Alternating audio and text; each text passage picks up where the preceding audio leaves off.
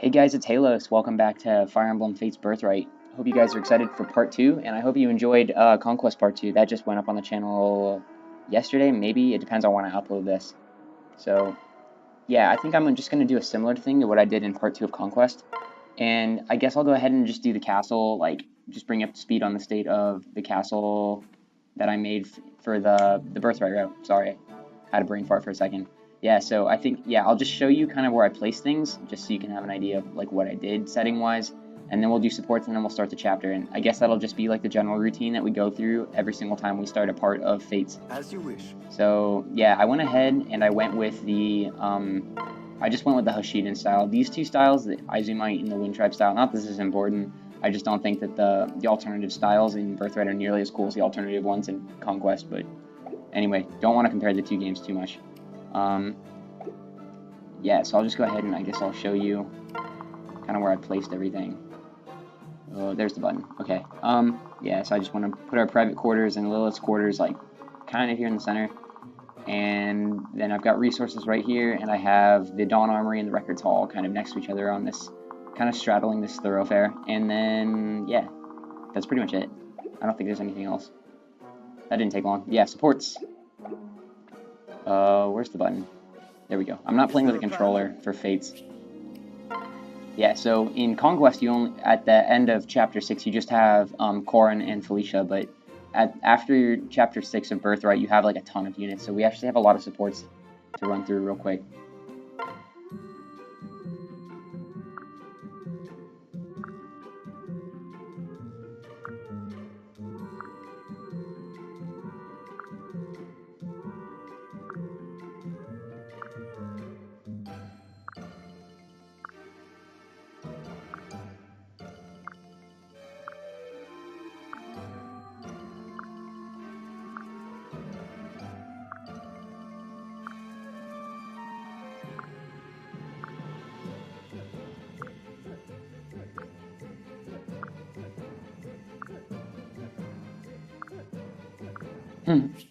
Yeah, so I've said it before, and it's probably not the last time that I'm going to say it, and I'm going to repeat it, but I don't think super highly of the writing in this game, and I'm sure I'm not the only person with that opinion. But I still want to read the supports. I don't know if I should do that on or off camera, though, so I'll let you guys decide. You can let me know if you think that I should do supports, outside of, screen time, or if you guys care to see them. I don't really have a preference. It's up to you guys, really.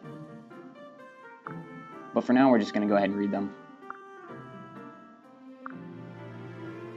Now that I think about it, what I probably ought to do is whenever my videos air, I think I might go ahead and just make a bunch of timestamps so you can scrub through the video for yourself. If you care to watch the gameplay, or if you care more for the story elements, you can skip to the parts that you want to watch.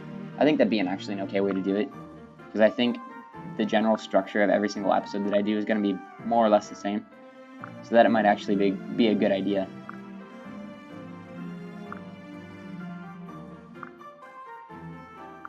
But yeah, I've also been getting some really good feedback from you guys on some of the setting elements that you guys think I should incorporate in the Let's Play, and I appreciate that. So I've been getting some really good help from you guys, and you guys have been really good about letting me know what exactly you want to see or how you think I should play. So it's been awesome, really. The support on this Let's Play has been better than either my Mother 3 or my my Final Fantasy Let's Play, which I'm still going to do those, because my number one rule for my channel that I think I'm going to have is I want to listen to you guys as much as I possibly can, because I hate it whenever people who make content that I enjoy are not in touch with their fan bases. So I want to listen to what you guys have to say and take into consideration everything you guys want to tell me. But my number one rule basically for my YouTube channel is that I'm going to play whatever I enjoy. So because if I'm not having fun, and I just feel the quality of the entertainment just goes down significantly from that point. So I enjoy playing Fates and I enjoy playing Final Fantasy. So regardless of the reception of Final Fantasy versus Fire Emblem, I'm still going to play both, because I enjoy both of them.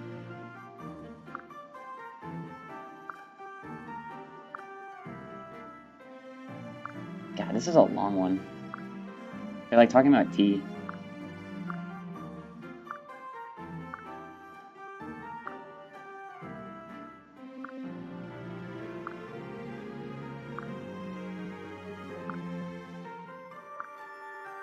My word. Apocalyptic.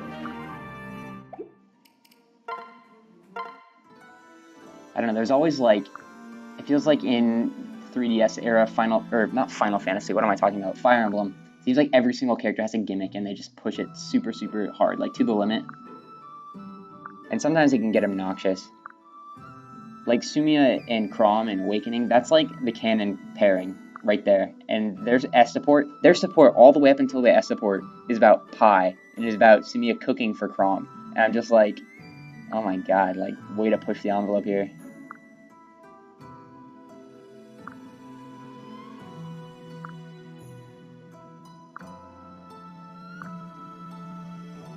Ooh, edgy.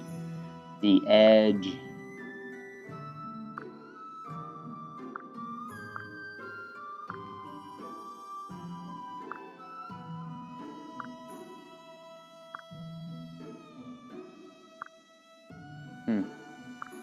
That's kind of interesting, because up until Rinka mentioned that it's just like, I don't know, it's kind of more of a personality thing for her rather than a trust like issue that she's got with Corrin or Ione. But yeah, I'm kind of wondering about whenever we finally recruit Takumi, how their supports are going to be, because Takumi is like kind of been pushing like this facade of like, I don't trust you, like regardless of what happens or what you say to my siblings, I still don't trust you.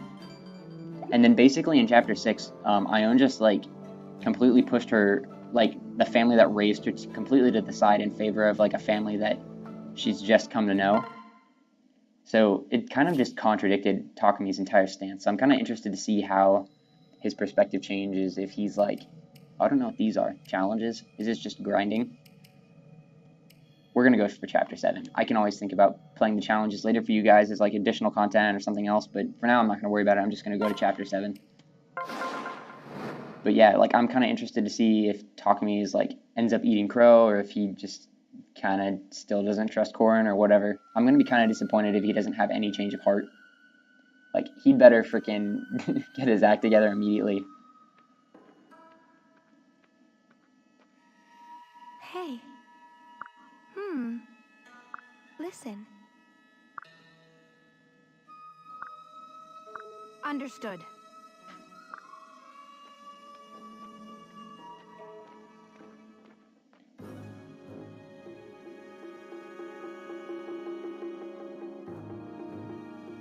Big sister. Sakura. Oh, Thank you so very much. the forced accent. Jesus. Okay. Oh god, Tsubaki. Understood. Yes.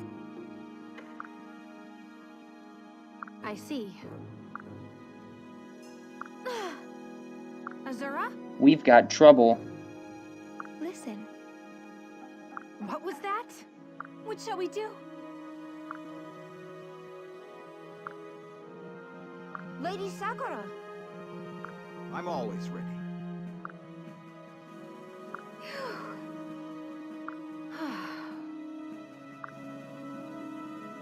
Of course.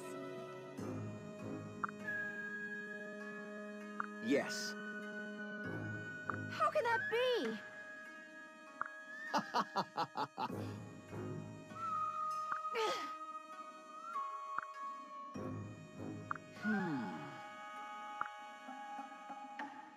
What?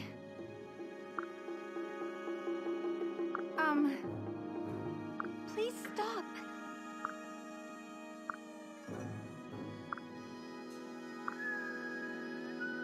I'm here for you. Yes. Oh I can god. always count on you. I hate him already. Here we go. Jesus. Understood.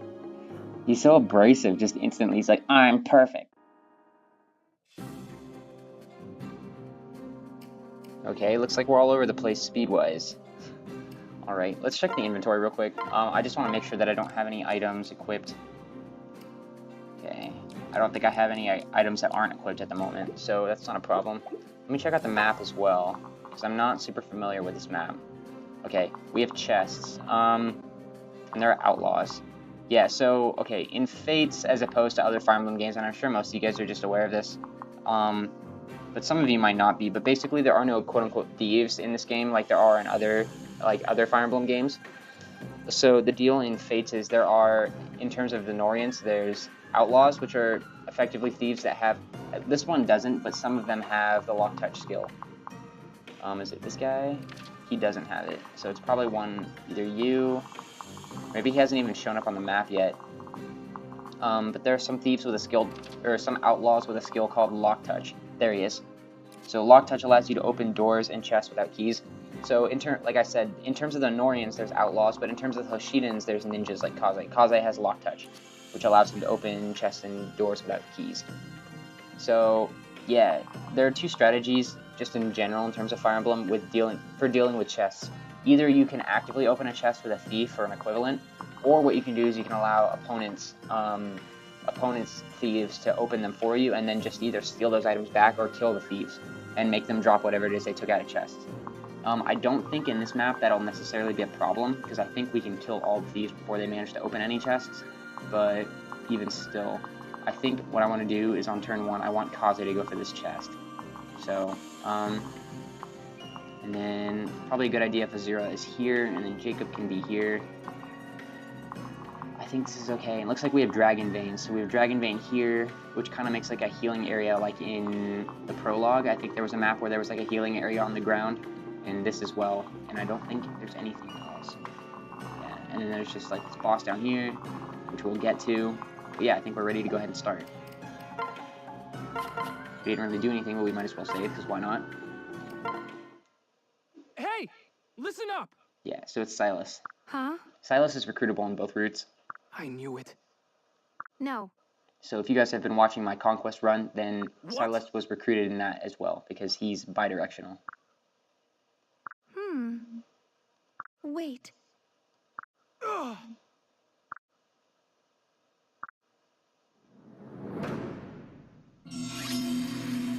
Yeah, so if we want to recruit Silas, which, I mean, he's kind of a terrible, in my opinion, he's not a great unit anyway. I'm not going to say he's terrible, because he's kind of useful, but he's not the best. He's not somebody I want to use long term. But yeah, if we want to recruit Silas, then basically we have to talk to him actively with Ione. She's the only one, as far as I'm aware, that can recruit him. But yeah, he will attack Ione, so you kind of have to recruit him on your player phase. So we have to be mindful of that. So turn 1, what I'm a little bit concerned about is this outlaw right here. If we send Kaze to open the chest from this tile, we'll get attacked. So we want to open it from over here. And we get a Seraph Robe. Nice. And that gives hit points, I believe. Max HP by 5. Cool. So yeah, I want to take control of this room as fast as we can. I don't know if this heals opponents. I'm not sure if that... Okay.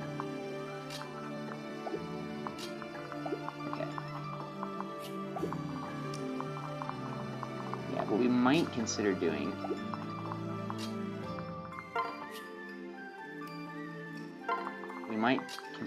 this. Get our healer up as fast as we can. We need to rush. I think we need to rush for that room, which we could do. How far can Azura go? She can go to the tile that Hana is standing on. So let's go ahead and move Tsubaki and Jakob there, and then sing for them, and then get them up to the front lines as fast as we can. And then we'll go ahead and drop. And that'll be our turn. And we don't take an attack from that outlaw with Kaze, so that's good.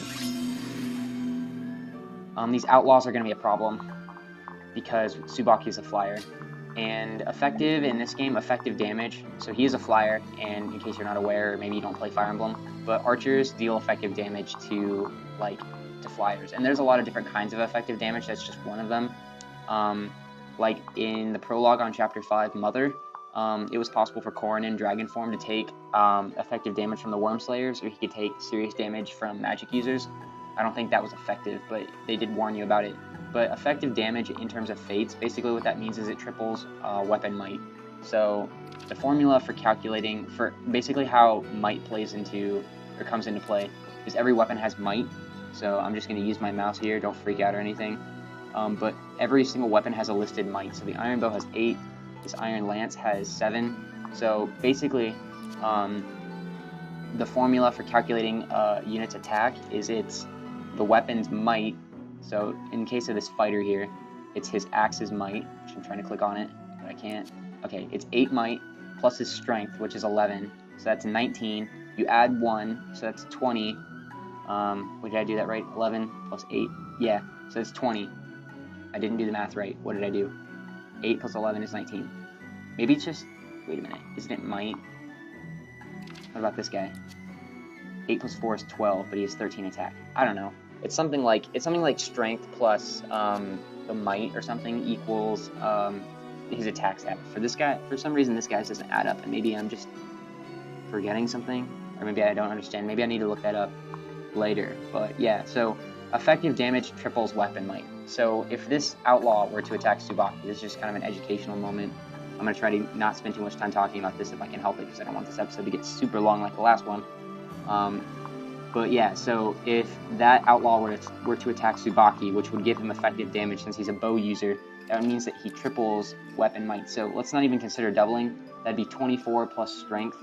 So he'd be dealing 28. He'd be having an attack stat of 28 against Tsubaki's 10 defense. So we definitely don't want to take that because that's 18 damage, I believe, if I'm doing that math right.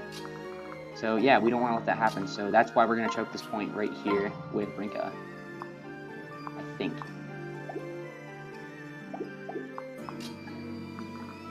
Yeah, I think we're gonna have to do that. Can't click today.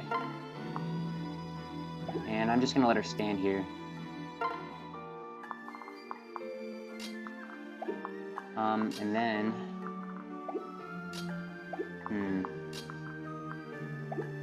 okay, so now that let me just check this guy's range. As long as he's there, I don't have a problem. As long as Rinka is blocking that point, I don't have a problem with sending Tsubaki in. So it might actually be beneficial if we sent Tsubaki in to attack. I'm trying to decide if I want to attack with Tsubaki. I've got weapon triangle disadvantage, so I could attack with Korin or Ion, I suppose. And then we could heal. That's probably the smarter move. She got chunked pretty hard. This is my chance! Strength, magic, speed. And we'll go ahead and heal. And let's hope that Rinka is okay. What we could try to do...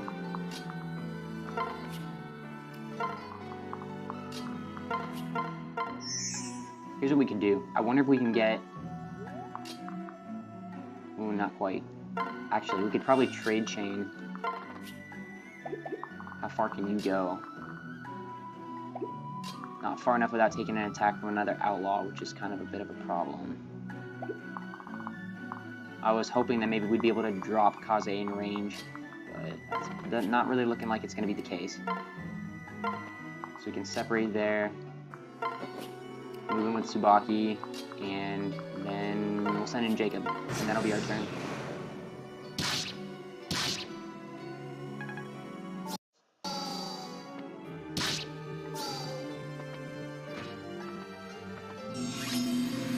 She's done her job pretty well, so I don't have any qualms about healing her.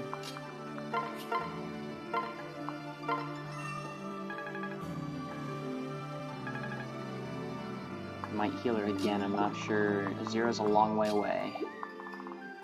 I did not think about that. Not good. Okay, so what we could do if we wanted was we can attack this guy, or we can heal again. Which might not be a bad idea. Actually. I think I want her to back off. Because she can't kill. We could debuff this guy further. Can you actually?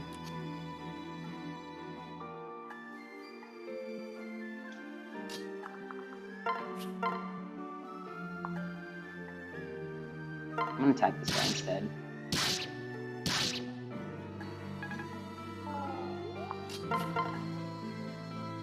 She can't kill him. Okay, well that settles it. We're just gonna back off. And then we'll choke the point with Ion now. Ooh, I actually really don't like that.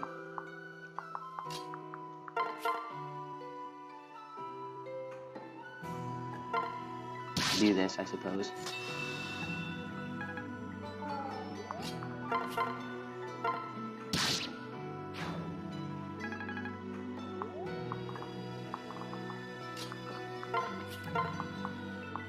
I think that'll end our turn.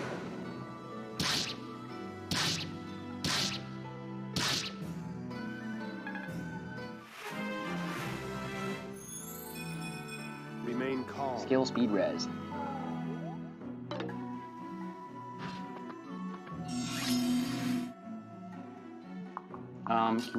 She can activate, okay, I forgot, Sakura's a noble, so she can actually activate this Dragon Vein if we want her to. I'm gonna give this kill to Kaze, I think.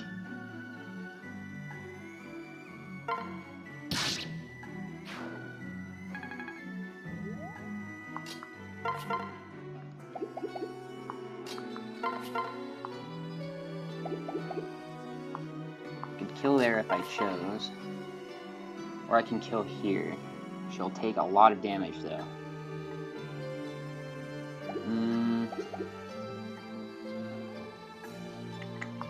Trying to decide. This outlaw here is kind of a problem because he really suppresses what Tsubaki can do.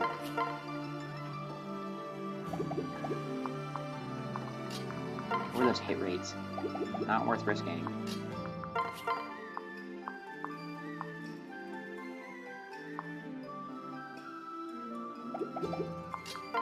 I'll go ahead and go for it, I think.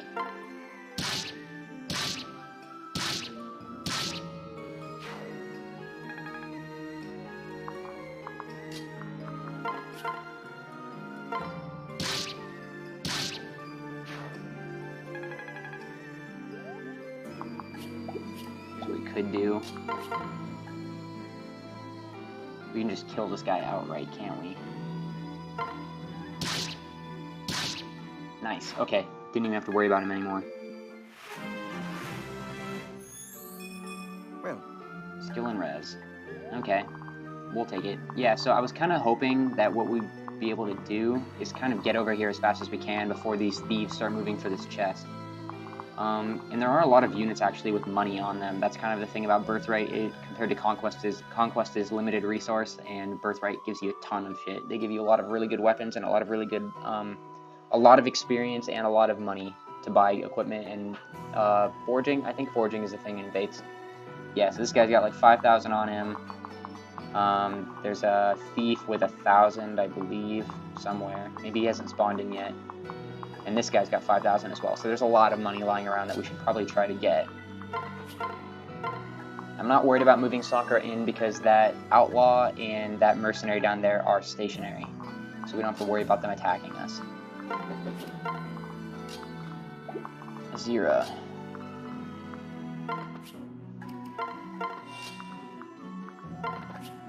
Okay.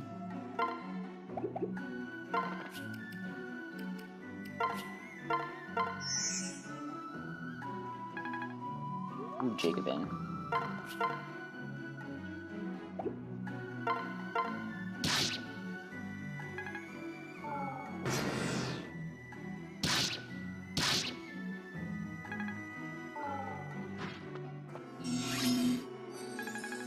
I think Jakob's actually pretty useful. I think he's more useful than Felicia at the moment.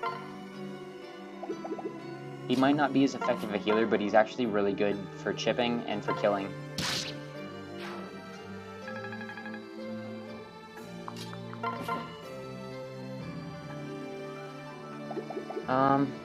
Let's see here. How do I want to go about this? It'll deal a lot of damage.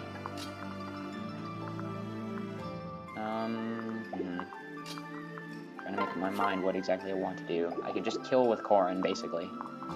Because he's only at 17 hit points, so I can one-shot him.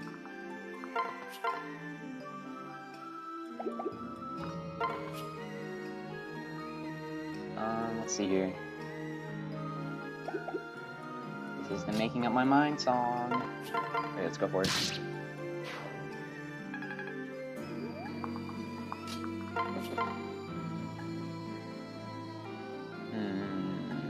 I can wait. You could also wait, although Hana is going to take a lot more damage than Tsubaki will. So I'll go ahead and wait here, I think, and then I'll just focus on heals. And getting people up farther.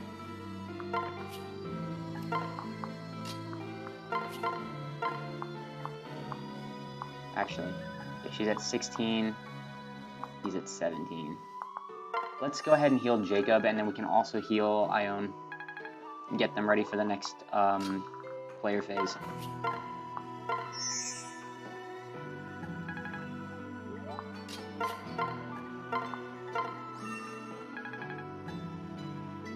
Get that juicy healer EXP. Oh, thank goodness. Magic skill, luck and res. And then we can go ahead and we can split up Azura and Brinka finally. Pairing up is sometimes really useful and sometimes it's just a big burden. Because it can really mess up your player phase. Another level up for Ione. Hit point, strength, skill, speed, luck, and defense. We can't lose now. Okay, yeah, she's got Dragon Fang, which Dragon Fang is one of those skills where it gives you a chance to activate every once in a while. Azura's skill, what was it called again? Not that one. Healing Diskin. Allies within 2 spaces heal up to 10% of HP at the start of their turn, which is actually really useful. It's kind of like a nice way to secondary heal. You can go for the debuff, I suppose, with Kaze if you really want to. Being a little extra. And we can kill with Tsubaki and Ione.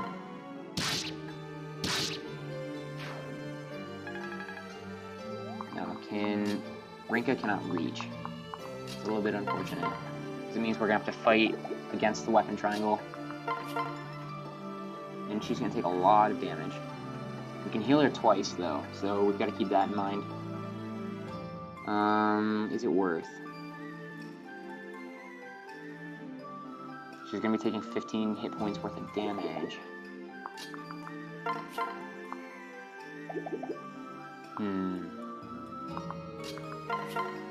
I'd say it's not a problem. Having Sakura being able to heal at range is really, really useful. And she proc Dragon Fang. Interesting.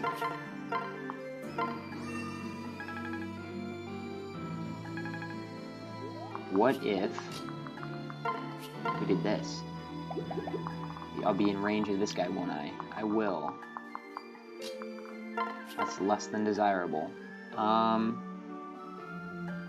Luckily, Jacob is a pretty tanky boy, so he's probably fine if we go ahead and let him go ahead with this. Oh, nice. He missed. And then what we could do... Oh, we can't dance. We can't dance. I kind of got caught up in this choke point. Let's see. Rinka has 5 moves, so she's standing here. 1, 2, 3, 4, 5. She cannot attack this guy. I mean, if we're here, we might as well go ahead and heal Ione again. Oh. Strength, skill, res. Go for the heal. And we're just gonna get caught in this choke point. Let's hope Jacob doesn't die. Wow, okay. They both missed.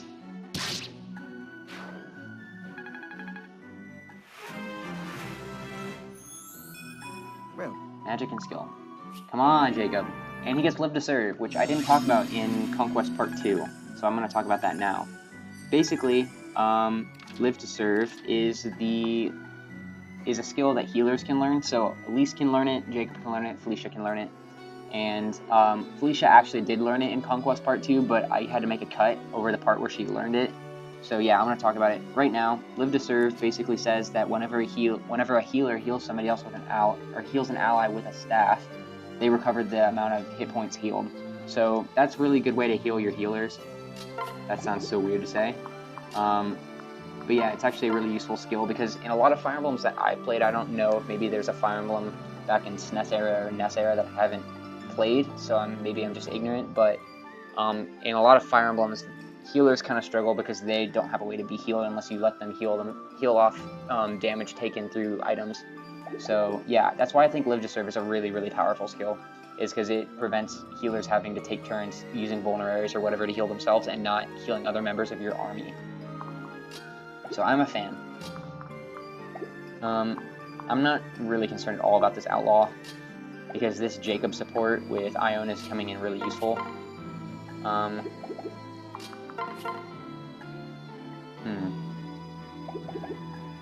He might even miss.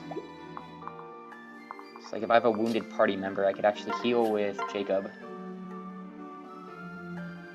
I'm just trying to figure out, being caught in this choke point is a little bit of a problem. I don't want to send Tsubaki in because this guy's here. Although, this is the thief that goes to steal this. Okay, so here's the deal. A lot of the times in Fire Emblem, thieves are not aggressive unless you block their path. If they're programmed to steal something, they are not aggressive unless you are blocking the path that they're trying to take to get to whatever it is they're trying to steal.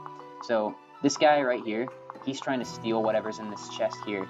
So let's say that like I've got a unit that's standing on this choke point and it's not possible for him to pass through here to get to the chest, then he'll aggro and he'll attack you. But as far as I'm aware, he won't attack anybody in your party because he's fixed on trying to get to this chest. So what I think I can do is I can use Tsubaki. As long as I don't let Tsubaki get hit by this Outlaw, I think I'm fine. But yeah, he's going to take a counterattack because this Outlaw right here is supporting this Armor Knight. So I should kill the Outlaw first if I can, which is going to be a little bit difficult. I'll go ahead and try this.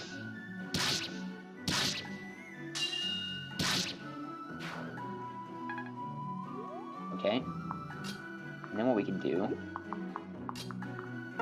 is now we have this guy cornered, so we can just beat up on him real hard. Okay, I'm taking a risk here because I don't know if that's the case with that Outlaw, if he's going to aggro or not. If he does, we're going to be in a bad spot, because he's going to attack Tsubaki and it's going to be a world of hurt. Unless we kill him first. Which could be a possibility.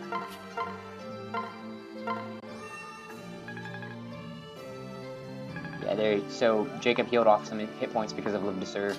And I could actually heal him at range if I wanted. Okay, how much move do I have? I think it's 5. 1, 2, 3, 4, 5. So I could attack him with Ione if I wanted to. Let me just do the math real quick. She's got 22 attack. He's got 11 speed, so I don't outspeed him. 22 attack minus 3 defense. 22 minus 3 is 19. I think that is enough to kill. If I just hit him one time. Actually, before I move her. Okay, he can't attack Azura. I just want to double check that real quick. And what about over here? Just mark these guys so I know how far they can run up to me. I think Ione can kill him. She even doubles him. And she procs Dragon Fang. Corn's so busted. And we got the 1,000 gold that was in his inventory. And I'm gonna go ahead and send... We'll do this. Yeah, so now what we have to do is we need to get Kaze over to this chest, because he's gonna have to open this. Since we killed the Outlaw that ordinarily would try to steal that, now we have to open it ourselves, so... we are not going to move Kaze into range because he's weak as hell. And this choke point is being a big problem.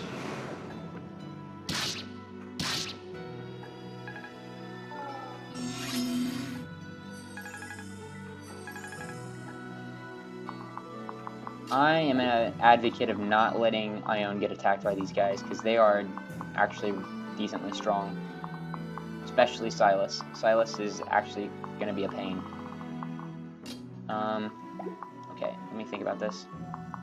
Can I get Hana in here for this kill? That'd be useful. Can I weaken him with Kaze first?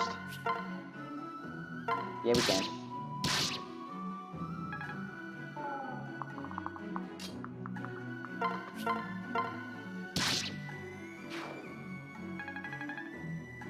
Alright, and now... I don't want to send Tsubaki over there. That doesn't seem like the smartest decision to me. We could do Actually, let me separate like this. And then I'll get Core in here ready to recruit if she pulls Silas, which... Will she? Oh, he's got a javelin, so he can attack. Oh, she can take 2 attacks. Ooh, boy. Here's what I want to do, actually.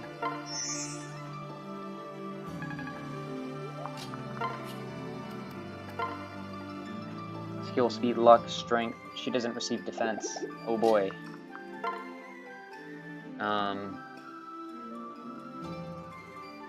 Skill, speed, luck. If anything, it'll make her more avoidable, but I think she's probably going to be taking hits.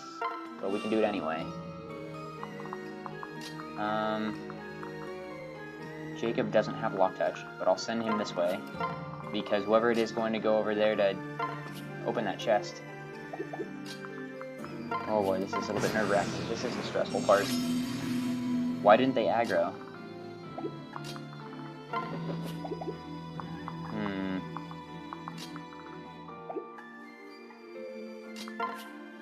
Okay, now I'm confused.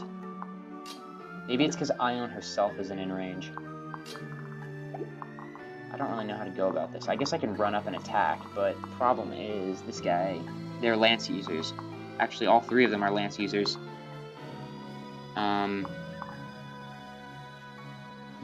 Defense. Decently tanky. I need a healer down here. I don't want to get too ahead of myself. Who has more defense, Ione or Rinka? Definitely does. And she's getting buffed in terms of speed, so that helps. Yeah, we can cheat. We can afford to cheat out further.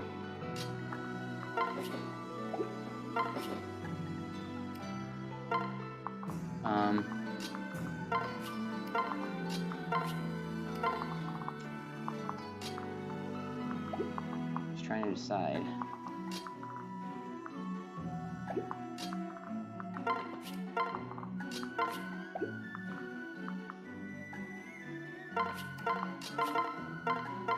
Heal Kaze. And we'll end our turn, I think. He's just not aggroing. Why isn't he aggroing? Okay. Might even miss. That's useful to know, but he's going to be taking a lot of counterattacks if I go in there like that. Let's just keep inching forward, I guess. And now let's mess this guy up.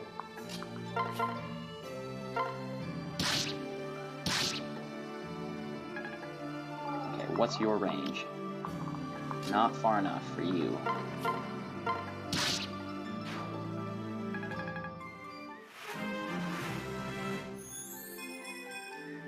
Hit points, magic. Okay. She has 1 magic. Great, that's very useful. Oh boy.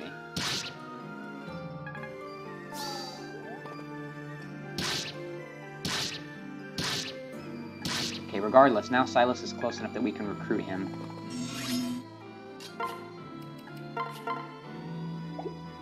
Wait, why can't I talk to you?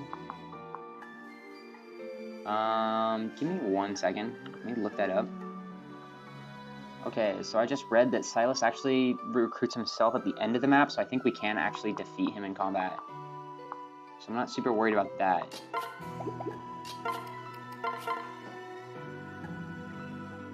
Okay. Been a while.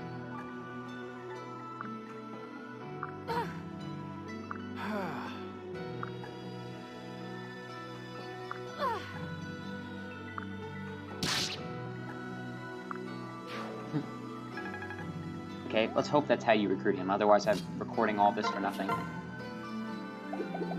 And then we need to heal Tsubaki.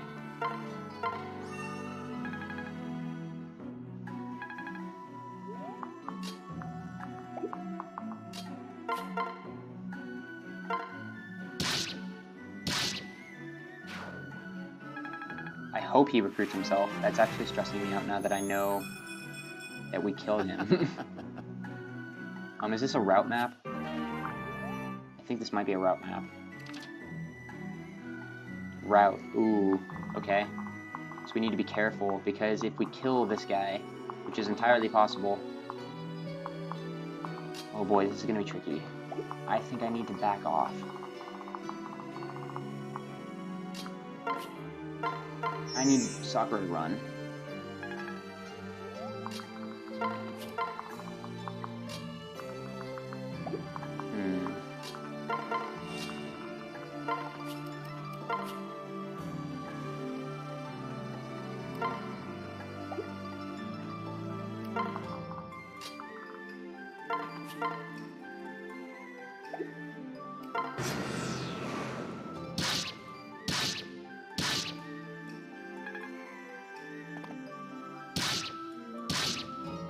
We're gonna get to this chest in time.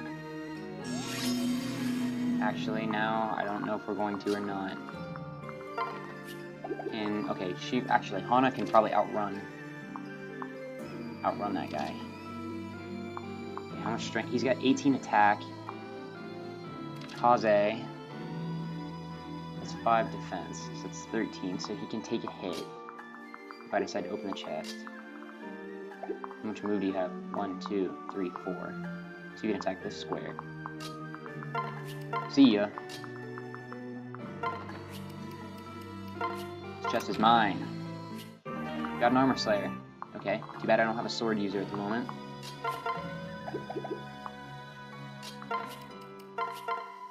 And we'll let Rinka get this kill, I think. Actually, that would be really funny. Okay. Let's go ahead and let, Ozero gets the kill. Because why not? And then, go ahead and end the turn. Because why not? We're done.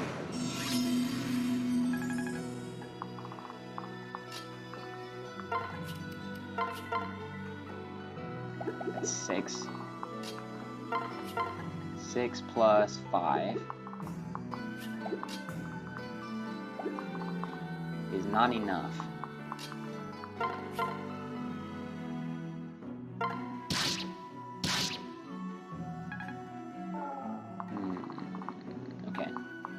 I guess I can heal for shits and giggles because, you know, I'm not going to bother. I'll preserve that heal staff. He missed. Now he's out of Hana's range, so I can't kill him with Hana, unfortunately. Go ahead and grind that weapon rank.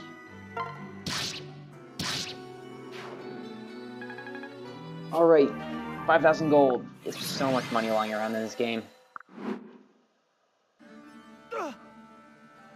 No. Okay, this is his recruit conversation. What? Hey!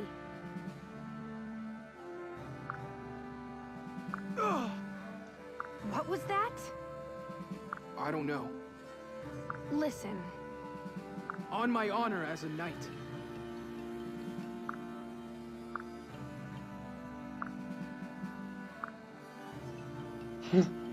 That's funny. In Conquest, he said that Corrin's favorite meal was vegetarian chowder, and here he says surf and turf. Which I have no idea what that is. Yes. Thank you. I have faith in you.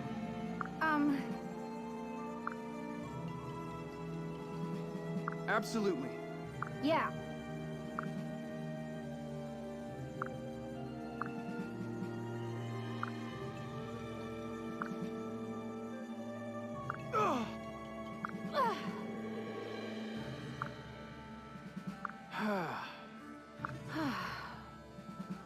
No. You have my word. Yes.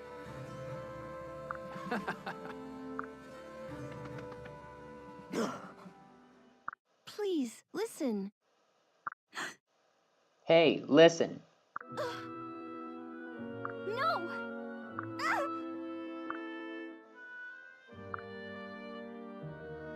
Please, no. What? So, It's Saizo, aka Bane.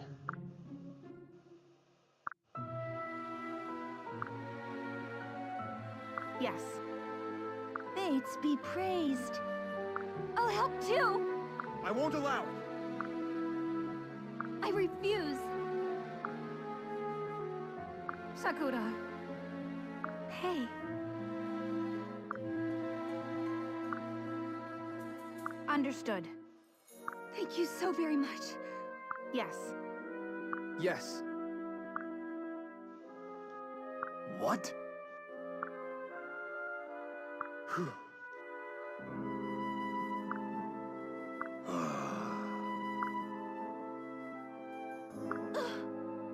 Saizo.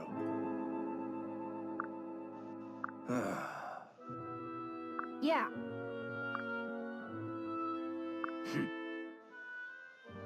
Listen. Right. Alright, that's the end of the chapter. We did alright. We didn't do terrible.